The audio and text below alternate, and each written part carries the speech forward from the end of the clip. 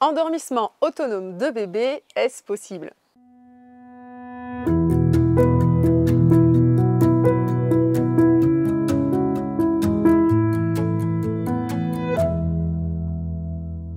Bonjour, je suis Nathalie Fossa, accompagnante des futures et des jeunes mamans qui souhaitent accompagner leur enfant à bien grandir de la grossesse à 3 ans. Alors souvent, on te parle d'endormissement autonome, qu'il faut apprendre à l'enfant à s'endormir seul, que c'est presque un passage obligé. Mais qu'en est-il? Justement, sur cette chaîne, je te donne les clés du développement de ton enfant de la grossesse à 3 ans. Alors n'hésite pas à t'abonner tout de suite en cliquant sur le petit bouton et à activer la cloche pour être prévenu des nouvelles vidéos. Alors endormissement autonome, est-ce possible? Et je rajouterai même, est-ce souhaitable? Le processus d'endormissement va pouvoir se mettre en route si l'on est détendu, si l'on peut lâcher prise. Et quoi de mieux que d'accompagner son enfant pour qu'il puisse rentrer dans ce processus d'induction du sommeil. Effectivement, la sécurité, la proximité va permettre de générer ces hormones du bien-être et de la détente. Voilà pourquoi il faut se poser la question de la nécessité de l'endormissement autonome. L'endormissement autonome n'est donc pas une obligation, ce n'est pas un passage obligé dans l'éducation du jeune enfant.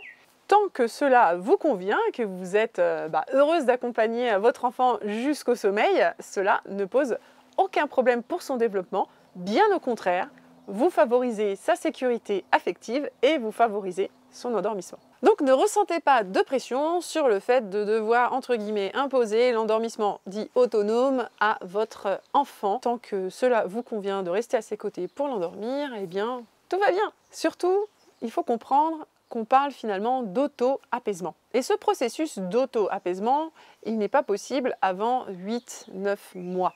Donc l'idée est d'accompagner vraiment l'enfant à pouvoir s'endormir rapidement. Car derrière cette question de l'endormissement autonome, souvent se cache le fait qu'on pense que l'enfant se réveillera moins la nuit, que les endormissements seront peut-être plus rapides, etc. Donc finalement, le problème est-il vraiment l'endormissement autonome, seul, d'auto-apaisement, ou est-ce finalement dans sa globalité d'avoir des nuits et des journées qui se passent mieux au niveau du sommeil?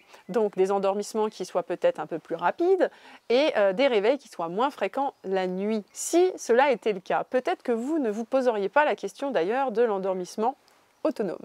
Ensuite, donc l'endormissement impose la sécurisation de l'enfant. Pour pouvoir s'endormir, comme je vous le disais tout à l'heure, il faut être détendu. Donc il faudra déjà passer par ces étapes de sécurisation pour que l'enfant se sente en confiance et qu'il puisse lâcher prise pour s'endormir. Ce besoin de sécurisation va être aussi variable en fonction des enfants, en fonction de l'histoire de sa conception, de votre grossesse, de votre accouchement, du lien que vous avez avec votre enfant. Bref, on n'est pas des robots, nous sommes des êtres humains et c'est variable suivant les enfants, tout simplement. Comme pour nous, les adultes, les gens sont différents les uns des autres. Certains s'endorment en 5 minutes, certains autres ont besoin de plus de temps pour pouvoir s'endormir. La question à se poser, c'est à voir est-ce qu'il y a finalement des freins au sommeil qui empêchent finalement cette induction du sommeil de façon plus facile. Donc la question serait plutôt de chercher pourquoi justement les endormissements sont par exemple longs ou que les cycles ne s'enchaînent pas la nuit.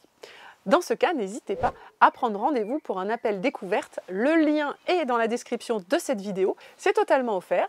Ça me permet de faire une préévaluation de ta situation, de te proposer l'accompagnement qui sera le plus adapté pour retrouver un sommeil serein, pour que tu puisses également retrouver tes soirées, puisque quand on parle d'endormissement autonome, souvent derrière se cache le fait que l'on a du mal à retrouver du temps pour soi le soir. Donc on va étudier tout ça et on va t'accompagner au mieux pour que tu puisses retrouver ce sommeil serein et ton enfant également. Si cette vidéo t'a plu, n'hésite pas à mettre un pouce bleu. Si tu as des questions, pose-les en commentaire de cette vidéo et je te dis à la semaine prochaine pour une nouvelle vidéo.